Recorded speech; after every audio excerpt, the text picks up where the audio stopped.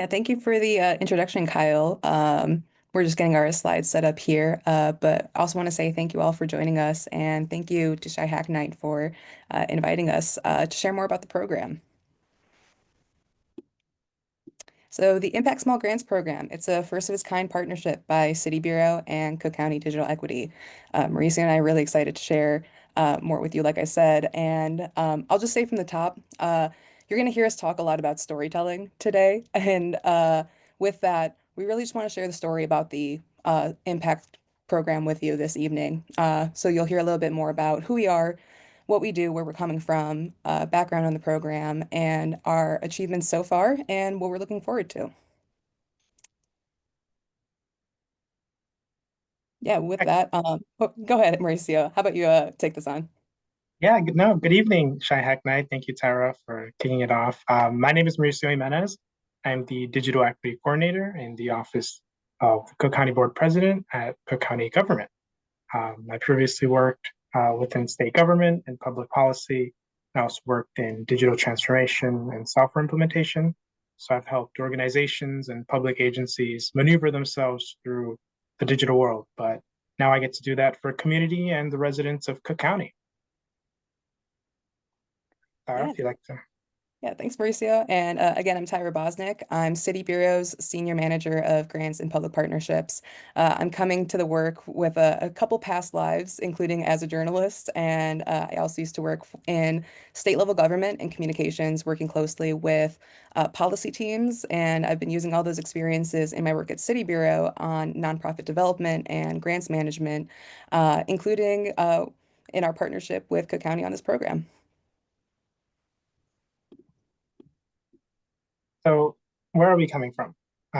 So I, alongside Kyla Williams Tate, our Director of Digital Equity, we're working to bridge the digital divide and empower all of our Cook County residents to thrive and succeed in our constantly changing digital world. So we've committed to ensuring every resident has the tools, access, support needed to thrive in today's world through bold investments, innovative partnerships, and deep community engagement. And us at City Bureau is based in Bronzeville. We are a nonprofit journalism innovation lab, really working to reimagine how people produce, share, and engage with each other in the news and information they need to participate in civic life. And we do that through several programs focused on community-based reporting, participatory democracy, and civic education. So a little bit about what we do in the Impact Small Grants program. So it does two things. Number one is it adds capacity to nonprofits in suburban Cook County by providing funding, and it leverages storytelling. And I'll let Tyra speak a little bit about that.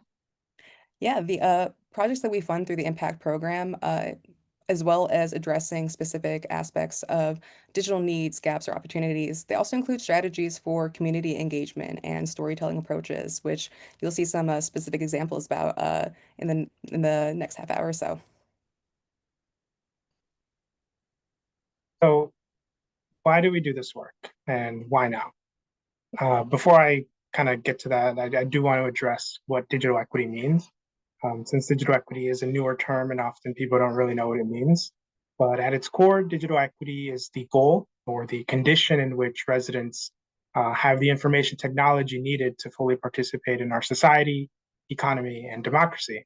While the digital divide is the issue or the gap between those who do and those that do not have access or the digital support that's required. And digital inclusion is the work that's being done to ensure digital equity. So in 2023, we've released our Digital Equity Action Plan that charts a course for advancing solutions within Cook County. And we've seen that in suburban Cook County that the digital divide is really multiple divides, and they're all being addressed in some way in certain areas already, but not centralized and not collaboratively. So what we did is we brought in a few leaders in this space who were already doing this work, and we formed a guiding team. And in order to make this policy happen and this policy roadmap, the guiding team began to conduct a survey and ask community members what are some of their concerns when it came to internet access, technology and tools, affordability, how do they use the internet? Um, and through those discussions, we were able to survey over 3,400 Cook County residents, which is not an easy feat by any means. So, really great opportunity to have these community engagements and outreach because it was really needed. But what is the problem and what have we learned, right? According to the American Community Survey, which is conducted by the US Census Bureau, 21% of Cook County households do not subscribe to home internet service. 11% depend on their cellular data plan, and 3 in 10 do not have a computer in their household. Um, but the unfortunate reality is that these numbers are most likely higher. And I think in general, the internet can be a scary thing, and people don't really know what it is, how to navigate it, what's needed um, technologically to properly navigate it. Now we're seeing big emergence in AI, quantum computing, and other kind of emerging tech. Um, so we're only really getting further away from our goal. So technology is outpacing our communities, and it's going to take all of us to address that. To talk a little bit about the action plan, our digital equity action plan is made up of 4 cornerstones: access, confidence, safety, and infrastructure. Um, Access to ensure that residents have or can afford high quality internet devices, they have the tools and support to use them.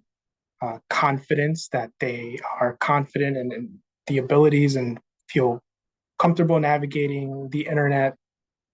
Safety, ensuring residents feel safe and secure navigating digital environments. Um, Something that I found interesting is if hacking were a country, it would be the third largest economy. So I think close to $19 million are lost per minute when it comes to hacking. So here in Cook County, we really see the importance of safety and security when navigating the internet. And last but not least, infrastructure. We want to ensure that Cook County has the proper um, physical infrastructure, whether that's satellites, conduits, data centers, cables, towers, to support a healthy, robust internet service for everyone. Each one of our cornerstones is guided by 3 impact solutions, and each impact solution is innovative, measurable, purposeful, actionable, collaborative, and timely.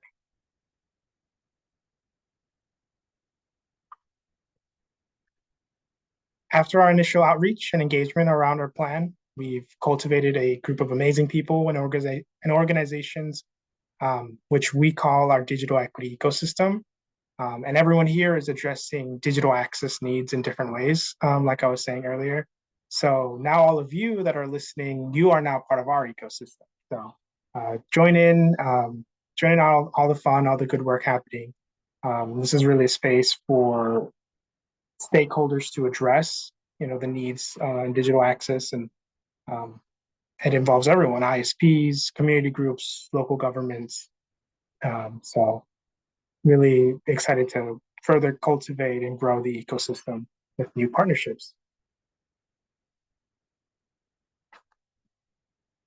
And so to move forward with our plan and to support our cornerstones and impact solutions, we needed a partner that had deep experience in community engagement, storytelling, and ecosystem strengthening. So we reached out to City Bureau. And since 2024, we've been working closely to build a grant program that can increase the amount of information sharing about local digital equity work, support our local ecosystem to create creative methods and solutions, and to grow that ecosystem and bring together diverse disciplines, fields, and organizations. Now I'll pass it over to Tyra to talk a little bit about the program and our grantees. Thank you, Mauricio. It has been an exciting year for this work. Mauricio laid out our mission art and our overall goals when we started out. And since then, we've made some really significant progress. almost exactly a year ago in October 2024, we launched the first application round for the Impact Program. Since then, we've also selected and funded 14 organizations across suburban Cook County. In a previous Shy Hack Night, and as Mauricio mentioned, there's been work that the county has done to measure the need and opportunity for digital equity across the county. And we're seeing grantees serving similar areas that we know that solutions are needed. In the last year, we've also co-designed ways to support our grantees and really utilize our respective expertise, networks, and just kind of institutional knowledge to provide support, including storytelling support. And we've also begun to explore what data collection looks like for this work. And really, our progress starts with the 14 organizations that are receiving support through the program and who are addressing gaps and opportunities in some really diverse ways. That includes startup initiatives that are connecting communities with new and emerging technology. It includes learn to own programs that provide people devices that they need to navigate life and the digital world, whether that's Wi-Fi hotspots or tablets. Um, Grantee partners are also providing free digital skills training and workforce development as it relates to digital skills and digital knowledge. And there are also grantees providing media literacy workshops where they are providing resources and skills for navigating media in the digital age. And like Mauricio said earlier, we're really working to grow an ecosystem, and that includes bringing in a diverse cohort of stakeholders from across fields. Our grantees include folks in local media and digital publishing. It includes educational institutions and civic institutions like our libraries. Uh, Grantees are also direct service organizations working on addressing specific digital needs in their communities and more. And to give you kind of a glimpse into the breadth and depth of the work our impact grantees are doing in communities right now, we have just a few examples of unique stories and approaches they're utilizing. For example, the HANA Center in the Northwest suburbs is providing culturally relevant workshops on essential digital skills like how to use a smartphone or basic computer skills in Korean to Korean seniors and adults. And additionally, HANA Center is working with ethnic media outlets to share stories from their programs and utilizing their own newsletter lists to share updates and promote their work and the solutions available to the community. Uh, we also have the River Oaks Community Education Development Incorporated, or RockEd, in the Southland. RockEd is developing immersive augmented reality and virtual reality programming that educates community members about the Underground Railroad's history in Cook County. And RockEd's also working with local storytellers and musicians to narrate the program, and through that work, also collect data based on participants' experiences related to confidence and skill and knowledge attainment. And then through the program, we've also been able to encourage new partnerships that are receiving support through the Impact Program. For example, a partnership by Forest Park Public Library, Growing Community Media, and Right to Learn is receiving support from the Impact Program to provide digital resilience workshops that are trauma informed and to work with the Forest Park Review on a digital equity series that's sharing coverage about people's experiences to spread awareness. So you can see a screenshot here of one of the stories in that series. And what you'll see across these three examples is that our definition of stories is intentionally broad. We're thinking about information networks and information sharing and where people are getting that information. That includes local news coverage. It includes respective organizations' communication channels like social media and newsletters. It also includes direct program experiences, events. All of these contribute to how we inform each other, how we stay informed about what's available, and also it contributes to how it contributes to increasing the dialogue about digital equity. So, how do you capture the data on uh, this kind of approach? What we know from oh, Maurice, are you able to go to the next slide? Great, awesome, thanks. So We know that Cook County is really kind of the first place that is doing this type of work and that is investing and focusing on addressing digital needs in from this angle. So early on, we developed some preliminary metrics to provide us a foundation for measuring our progress and having a launch pad to learn from, right? And at the most basic level, it comes to these three questions. How many new stories are being shared through the program? How many community members are grantee organizations engaging through the program?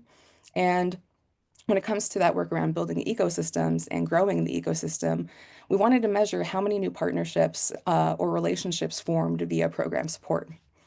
And I'm really excited to share that it's been an exciting year of promising momentum. We have a snapshot of our year so far, showing that across our 14 programs, in roughly less than a year, grantee organizations have shared nearly 100 stories. That includes through news coverage and their various communication channels and collaborations.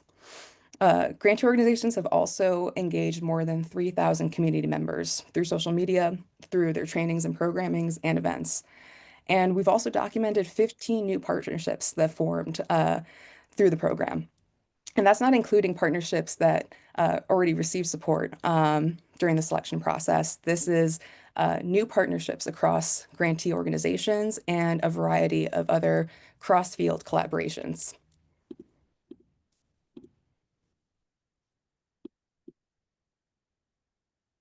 So from the county's perspective, we've learned quite a few things, and we're still learning. So at its core, this is not just a technology issue. It's about trust, relationships, and local empowerment. We've learned that community-led design works. So partnering directly with community-based organizations demonstrates that trusted messengers and hyperlocal strategies and members are essential to building digital trust and adoption. These grants have really validated that smaller organizations, when they're properly supported and resourced and just loved, can have a profound impact on digital inclusion. But flexibility is key. Um, we have to allow organizations to define what digital equity looks like in their community, um, so that they can, create and have creative approaches that don't fit a one size fits all model or approach. The Cook County is very large, the second largest county in the United States. So not something that works in the north suburbs might not necessarily work in the western suburbs or in the Southland. So really allowing organizations to be creative in how they tell their story of digital equity and what that looks like has really been a key feature of this program. Um, and also just future rounds, having, that open innovation perspective and tracking is important. Um, capacity building is also just as important as the funding itself. So, like Tyra mentioned, a lot of the grantees have benefited from the dollars, but the visibility, the assistance, and networking opportunities that have been provided have been really essential to the program's success. But it's also given us a opportunity to restate and refresh our existing digital equity plan. A lot is happening in the federal space, so we are looking to recommit on our digital equity goals and really find sustainable solutions, sustainable funding um, to fund this work and to fund the organizations doing this work. There's a lot of changes happening, and we need to stay on top of all these changes to ensure sustainability for years to come. And from City Bureau's perspective, partnering on the Impact Small Grants program has added a new dimension to how we approach civic media.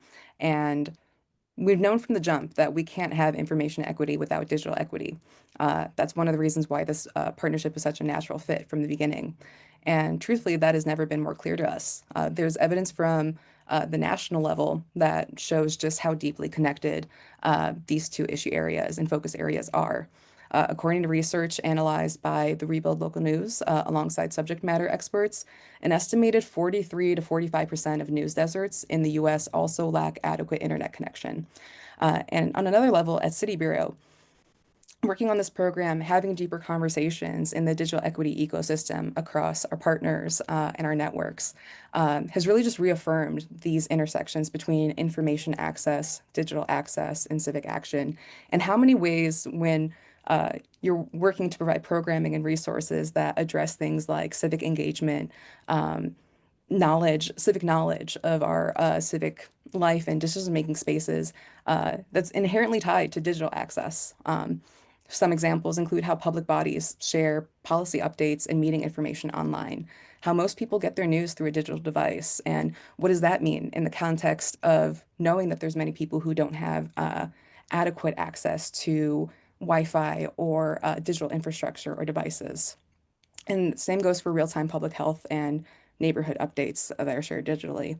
Like Mauricio mentioned, we're seeing a really pivotal moment in our city and new ways that civic media, civic information sharing is really crucial and urgent, whether it's SNAP benefits or community safety. And what does it mean to ensure that people have the digital tools, skills, knowledge alongside the civic and journalism skills they need to navigate these issues in their community. And these are things that we're actively starting to strategize and think about as a civic media organization.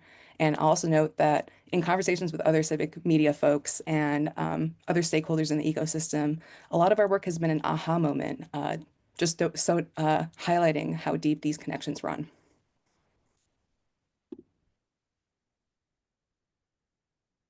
So kind of give another background on the intersection of our work. Um, we've had both City Bureau and Cook County have had a very busy October. Um, in October, Cook County Digital Equity hosted its very first Digital Equity Learning Symposium. It was at Malcolm X College. It convened close to 200 attendees focused on one goal, which was how do we bridge the digital divide? So this was a full day learning opportunity where people learned about and talked about things ranging from infrastructure, broadband, digital literacy, AI, and how AI literacy is so important nowadays, community partnerships. So we've had a wonderful day and wonderful event learning so many great things. And we're excited to share that this will be a yearly event. So mark your calendars now because next year have our Access Amplified Learning Symposium as well. And another really important moment that occurred during our symposium was that Tyra and City Bureau did present on an amazing presentation on the importance of civic, how the importance of technology and infrastructure and how that could, play a role in how you're civically engaged, right? And I'll let Tyra talk a little bit about that.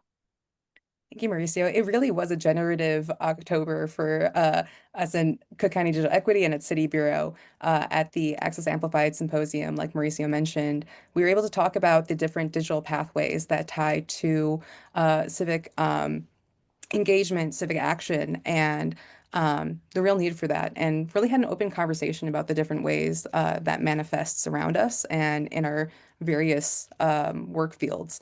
And what's really exciting is that right on the heels of that conversation, City Bureau hosted the 2025 Documenter Summit.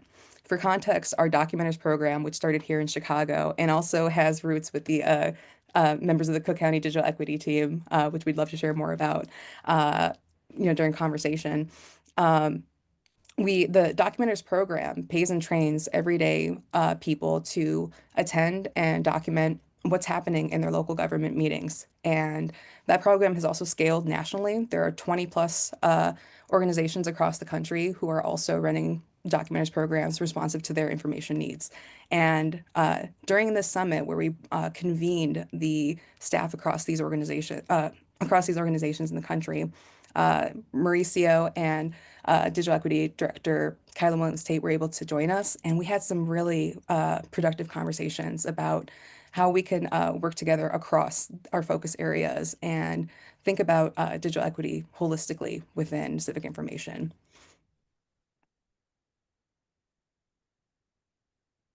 So kind of what's to come, looking ahead, right?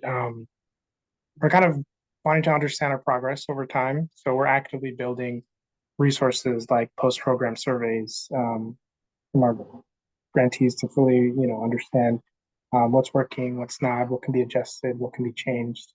Um, and Tyra, I'll let you go to the next one. Yeah, we're also working on expanding our cohort. We're anticipating launching additional rounds of funding for the impact program.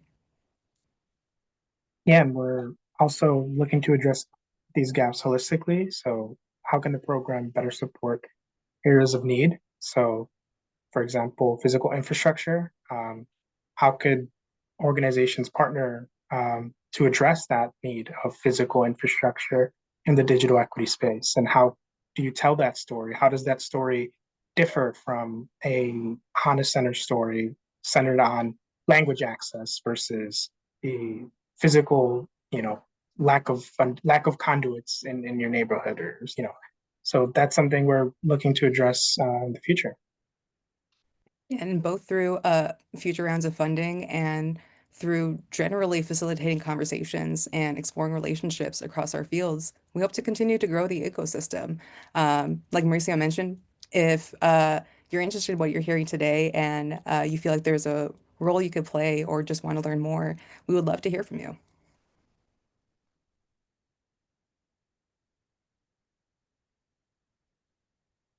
Yeah, thank you, everyone. I think um, we do want to leave everyone with like a closing question. So consider the ways systems and infrastructure for digital access intersect with the work you do on the regular day to day.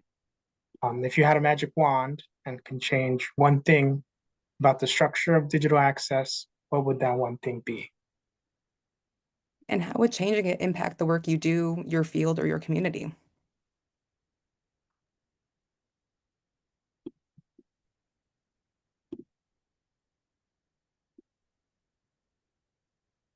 Yeah, and thank you so much for the opportunity to speak with you all today. And you can connect with us at Cook County Digital Equity at cookcountyil.gov or on social media. And Tara. And you can reach out at Tyra at citybureau.org. Happy to speak with you. And also feel free to follow us on social media at City Bureau. We've been sharing some updates on our work there as well. Awesome. Well, thanks so much to our speakers for this very engaging presentation. I'm seeing lots of reactions in the meeting, in the call, lots of clapping hands and a lot of questions as well. So I want to jump in right away to the questions from the audience about today's presentation. So um, one of the questions was, where does City Bureau get the money for their grant programs? What percent of total operating funds does each grantee receive from the grant program? Thank you for that question, Daniel. Mauricio, happy to tag team this one with you. But I'll say from the jump that our work is funded by ARPA dollars. Mauricio, do you want to take that on? Yeah, so to give some background, I guess, back in 2019, prior to the COVID pandemic, President Tony Preckwinkle knew that digital equity and access to the internet was essential. So she formed a guiding team called CODE, the Council of Digital Equity, to kind of tackle this problem head on. Then, of course, COVID-19 pandemic happened, and that really elevated the work and the importance of it. Um, so everyone was kind of all hands on deck to ensure that there was connectivity. Um, then after that, it was kind of like a moment of, oh, it's fixed. Now we're done. That was not the reality. So from then, a lot of commitments have been done, particularly through ARPA money, to hire a digital equity director, which is Kyla Williams Tate, and she's really expanded the ecosystem, started the policy roadmap. The guiding team that I talked about earlier has now formed into our Digital Equity Action Committee, and I believe I think I see some members here from our committee. So welcome. So they've all been a part of our work. So in short, ARPA dollars and the commitment from the county has really been what has driven the access to the grant program and our collaboration with City Bureau. I'm seeing a follow-up question to this part of the discussion about what ARPA money is all about. Could we get some clarification, please, on what does ARPA money mean? Yeah, certainly. So ARPA, the American Rescue Plan Act, provided, billions of dollars in support to, counties and governments throughout the United States. So the county, American Recovery Plan Act, Rescue, thank you, Joel. Through ARPA, a lot of investments have been made throughout Cook County, one of them being digital equity. And I'm happy to share some links in the chat as well, so you can read more on that. Great, thanks for elaborating. I see another audience question about whether there are wraparound supports for grantees to help them make these programs sustainable or scalable. An example being leveraging success metrics to encourage new funders. Yeah, this is something that we've actively been considering and thinking through and exploring. And I could say, as somebody who works in development and fundraising, this is something I'm really excited to build out more with the team. And some of the ways we've been thinking about this is, yeah, ways that we can leverage the metrics from this program to support um, other conversations that organizations are having through fundraising. We're actively thinking about how we can use our own communication channels, for example, City Bureau's communication, like digital channels, to spread awareness about what the programs are and the work they do, and the kind of impact they have on their local communities. And like I mentioned, as a nerd about development, I've been thinking also what kind of resources and templates are available for grantee organizations that can help them in their fundraising efforts and sustainability efforts. Mauricio, if there's anything that you wanted to add there, really got excited there for the development soapbox. That was perfect. Thank you, Tyra. Great. Well, then there's another question, it looks like, about grantees as well.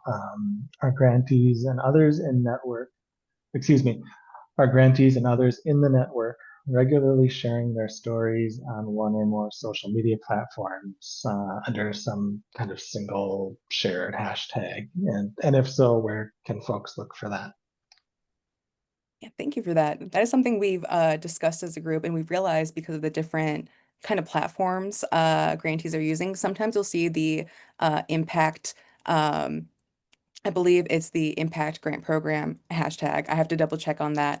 But we've also worked with grantees to think through ways of labeling coverage and various stories to denote that it's part of the program, so folks know about it. But that's something that we're also looking into in terms of, as the cohort grows, how can we capture all the stories that are being shared across the ecosystem through this work.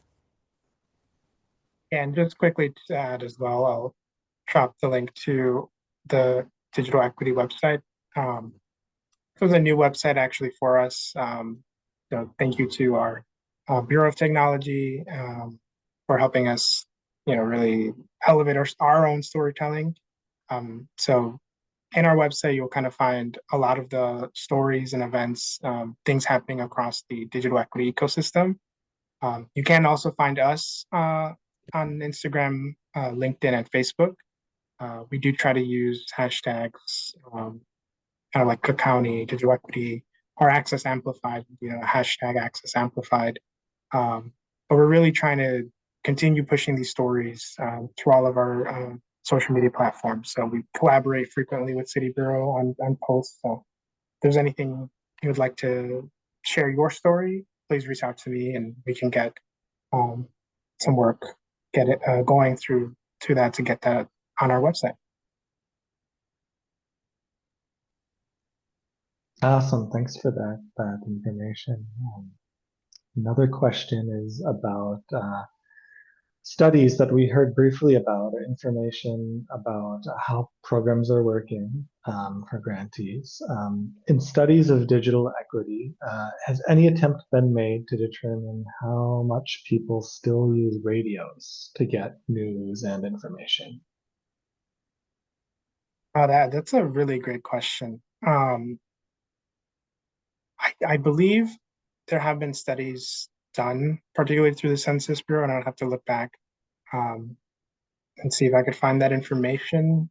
Um, but I would love to do some sort of study from Cook County's lens and how that has evolved over time. I do think um, it'd be interesting to see what percentage of that um, is being used, because certainly radio still plays an important role in this ecosystem, in this work, even if the work is changing to be internet solely. We are still seeing a lot of shifts, even among uh, suburban areas. Um, so really great question. I would love to dig a little bit more on that. Same here, and I'll add too, this question also reminds me of some of the work that's been done around critical information theory and how information networks are formed.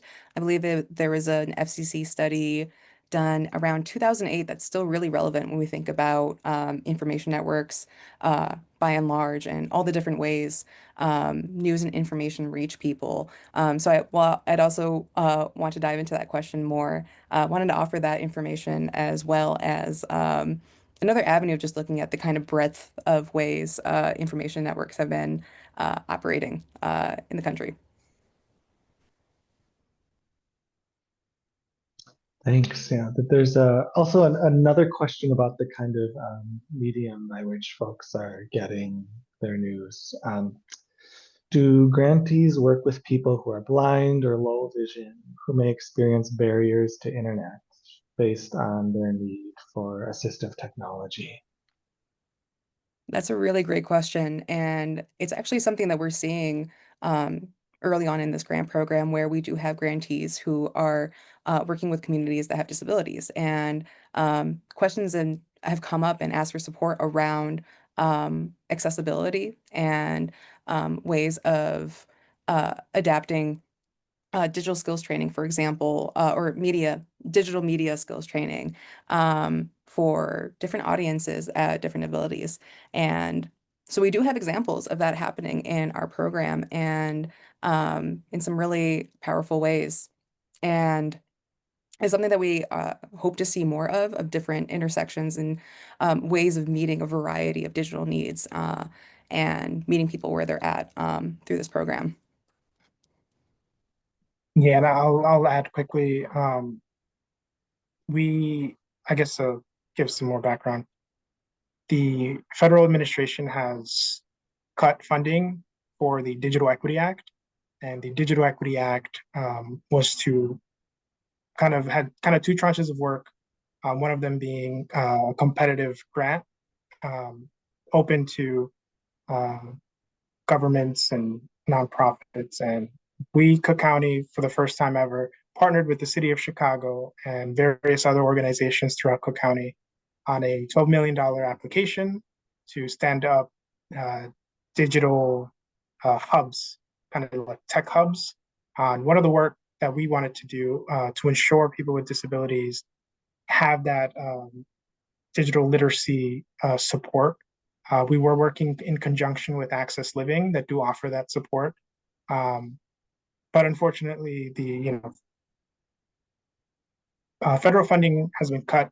So that's something that we're kind of working on from a policy advocacy perspective.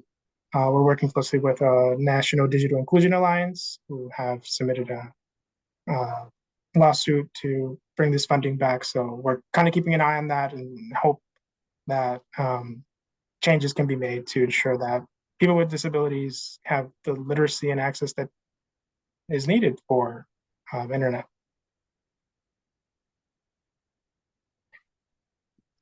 I'm curious whether there are other entities involved with that lawsuit as well, or who are involved in that advocacy for restoring some of that funding. Are you aware of whether this is something involving multiple groups making this push, or is it only a couple voices working on that?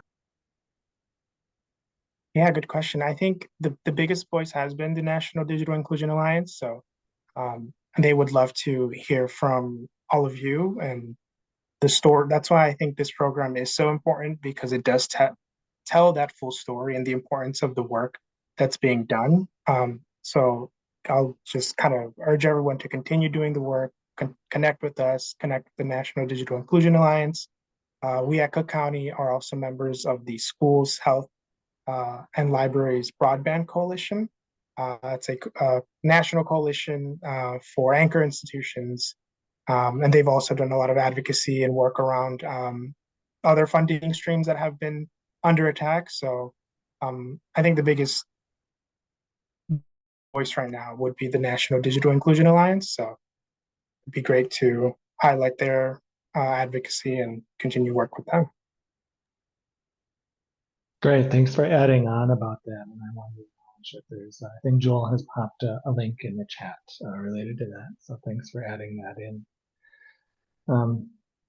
Earlier on in the presentation, we heard about different kinds of projects, different kinds of grantees.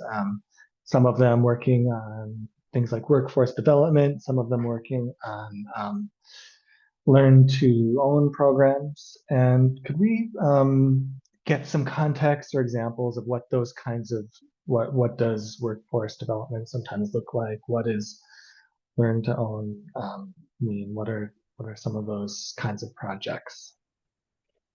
Yeah, thank you for that question.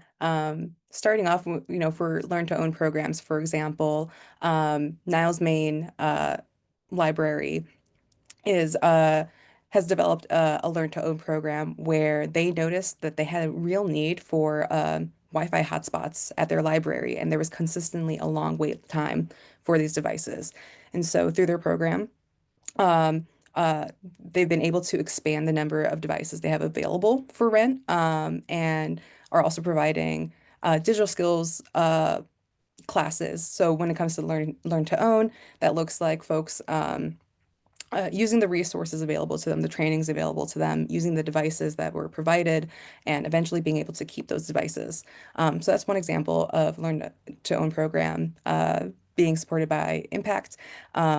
When it comes to media literacy trainings that are being provided, we have newsrooms who are providing media and journalism literacy and skills courses with respect to doing so when social media and misinformation are real challenges when it comes to being accurately informed and knowing how to navigate the media landscape.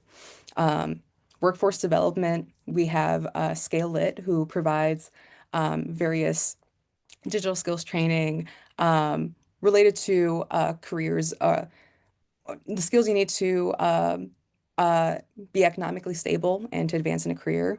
Things like setting up your email account, knowing how to navigate the internet in kind of fundamental ways. I think I did a pretty general overview there, but Mauricio, if I missed anything or you wanted to add anything there. Yeah, no, thank you, Tyra. I think we do have another grantee, Digital Leaders Now, that they do a lot of work on the workforce development side of things, particularly in the Hispanic community. So a lot of the work they do, and they've partnered with a lot of schools um, in the area and other nonprofits to kind of show students what tech careers could look like and how they can get involved. Um, so that's a lot of work they've been doing in the workforce development side of things. Um, yeah, I think that's on the top of my head. I think that's a few of the ones.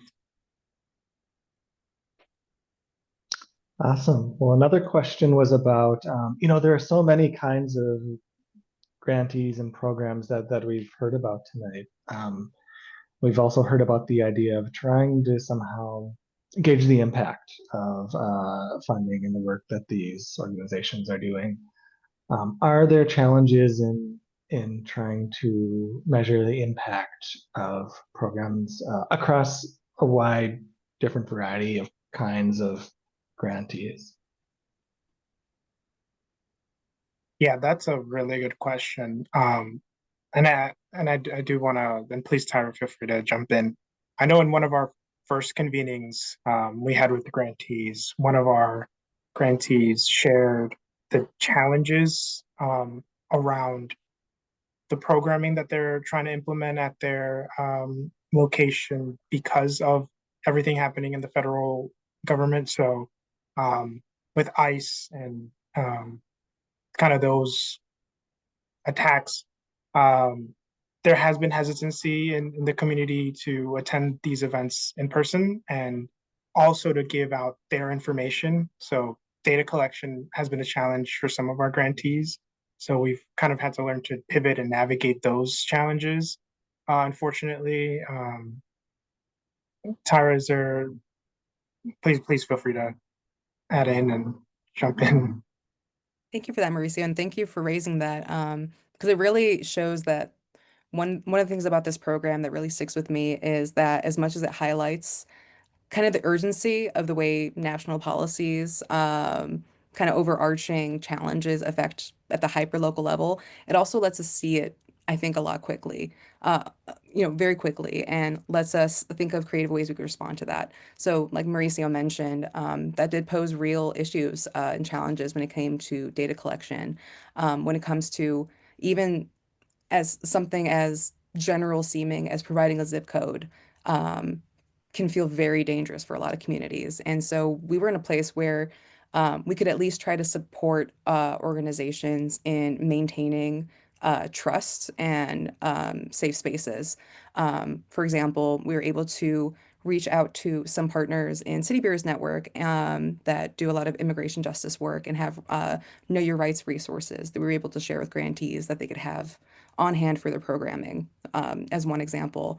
But to go back to that question around challenges in gauging that impact, that is definitely one of the main challenges we're experiencing, as well as also just considering at a very broad, holistic level, how do we want to capture our progress towards the various cornerstones in the action plan, and what makes the most sense to do that when you do have such a diverse field cohort addressing solutions in different ways. And that's something we're continuing to have conversations on, but we're already seeing just how even incorporating grantees in the conversation and having them tell us how would you define your impact has been really clarifying and has helped us lay a really solid foundation.